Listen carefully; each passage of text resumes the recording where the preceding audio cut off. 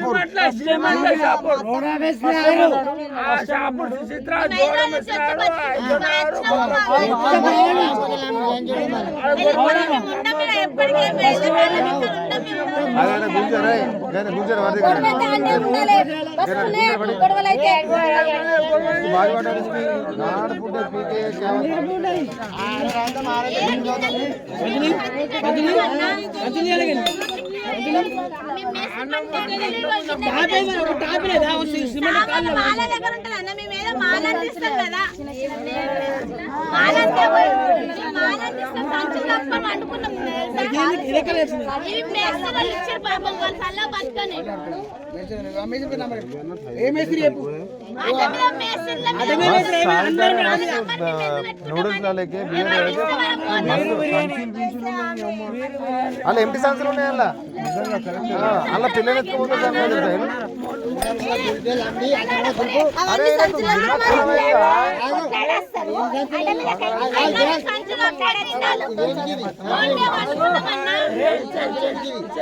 మరిన్ని అప్డేట్స్ కోసం మా ఛానల్ని సబ్స్క్రైబ్ చేయండి.